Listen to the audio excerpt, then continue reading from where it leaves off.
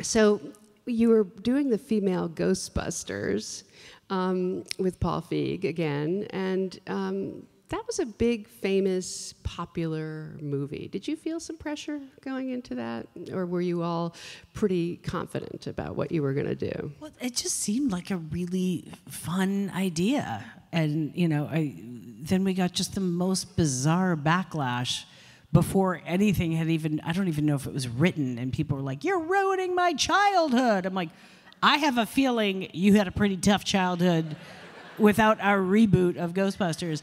But, I mean... What do you think set them off so... It was just so nasty. I was shocked by it. And based on, like, nothing. We hadn't shot a single day. And I don't follow most of that stuff. I'm not very, I'm not a big social media person at all. So I really didn't know what was going on. I don't know. It makes me sad that people... can't, it makes me sad that it's easier for people to get together and hate something than to get together and root it on. Like if Ghostbusters was the best part of your childhood, then just in logic, wouldn't doing another one be like, I got a second chance? I mean, it just seems, and I wasn't mad at the people saying it. I felt really bad for them because I think anytime I see somebody just spewing hate and saying crazy stuff about people they don't know, I just think they're not having a great time in their life. And I've got a great family. I've got great parents and good friends, and I wish them well. So with Can You Ever Forgive Me, you were playing a part that was originally going to be played by Julianne Moore, and it's sort of, I can't imagine anyone but you playing Lee Israel. Well, I mean, movies start and fall apart, and schedules, you think they're going to work and they're not, and Nicole Hofstadter was going to direct it originally, and, I found out about Lee because my husband, who's still in the film, he was in the original incarnation of it, and the part he's playing, and we always read each other's things, and he brought the script home and I read it and I was like, oh my God, this is amazing. It's so good.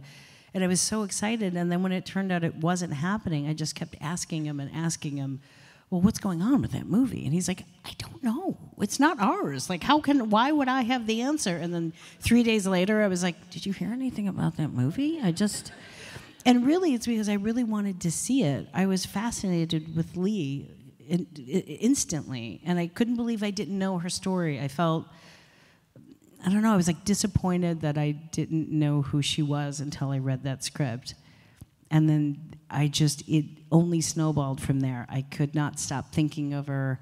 And then when it really wasn't getting made and it had fully come apart, I just kind of, said, well, this may be crazy, but what if I threw my name in?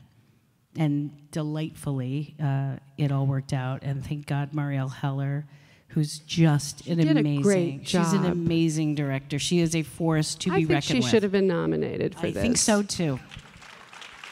so too. That you do not, how this film looked and how the heart came through, and she has an amazing, just has an amazing storytelling ability to do it without judgment and to let characters be who they are. And I think that's really important to be able to tell those kinds of stories.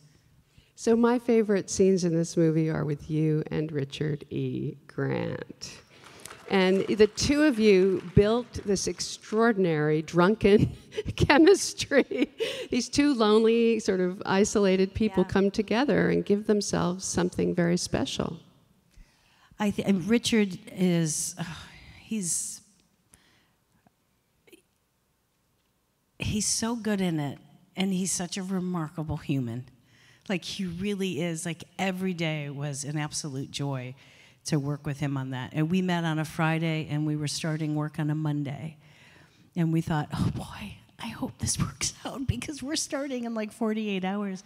And I think the second we saw each other, we just kind of were like, everything's going to be fine. And we had so much fun.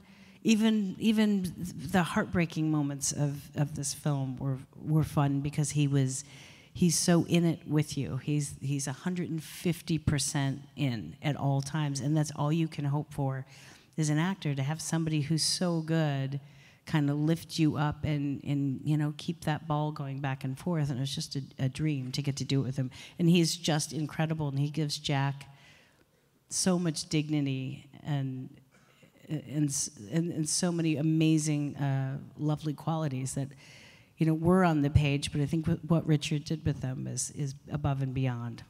Well, I would like to bring Richard E. Grant out to the stage. I'd like that too. To present your award. Thank you. Am I allowed to say something first? Okay. I Googled the origin of McCarthy, and it's a famous Irish clan surname from the early kings of Ireland. The Mc denoting a son, and Carthy meaning loving. Well, nothing could have described the woman being honoured here this evening more accurately, Melissa Loving McCarthy. Her husband Ben loves her, I love her, and being a dual citizen of Britain and Swaziland in Africa, where I grew up, I could legally marry her, as I come from a polygamous country. Now, thank you. My wife of 30 years will be surprised. I've road tested just how much loving Melissa McCarthy initiates. Mention her name to anyone, and you'll be gifted with an instant, unfiltered, loving response. Now, try as I might, I haven't yet met anyone who doesn't feel loving towards her.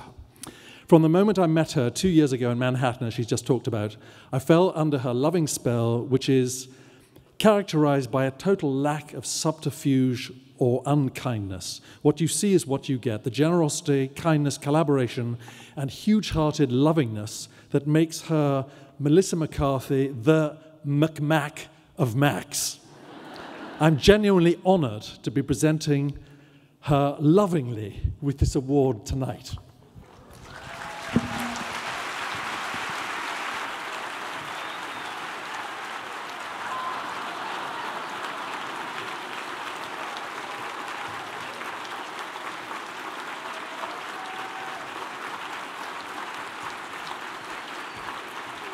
You have to speak.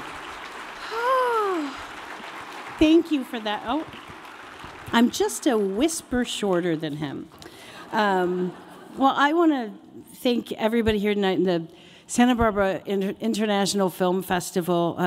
This is just lovely, and I'm so grateful for this festival and for shining the light on these types of movies, these small little movies about real people with flaws and challenges and heartbreak and triumphs. And I mean, just like Lee and Jack and their loneliness, that we got to portray that, and then this festival and everyone here tonight helps so much shine the light on that, because Can You Ever Forgive Me had, there's no capes, there's no spectacular car chase scenes, there's no CGI. It's just us, and without festivals like this, I think it could get really swallowed up pretty easily. So this is incredibly important, and I'm so grateful for it. I have a thing or two to say about this guy. I said before, every single day of working with Mr. Richard E. Grant, which is what he makes me call him, was a pure joy.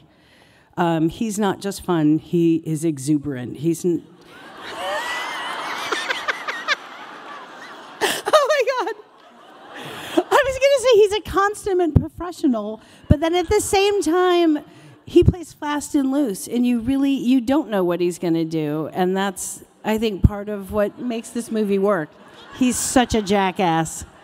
He'll get his. I'm going to rewrite all of this and just say terrible things about him. I'll say this. I don't know of another person not just actor, that is as present as Richard. He sees everything. He takes everything and every person in. He smells and devours the world, truly.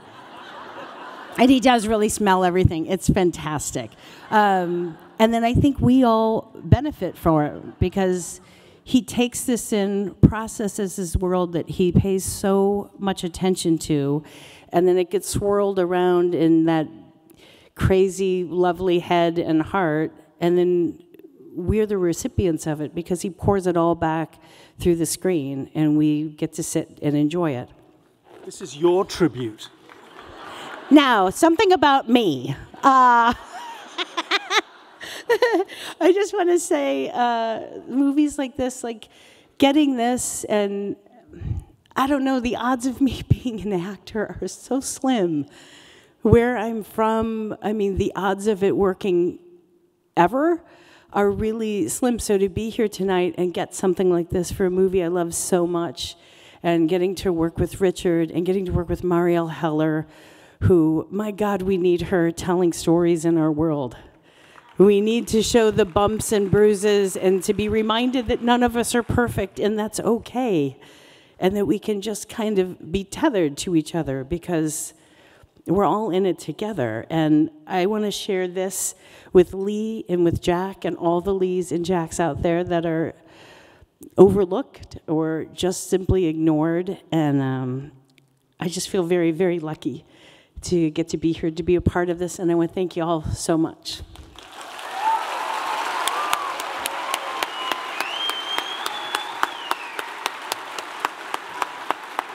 And he's not as nice as he seems, so it's okay. Thank you.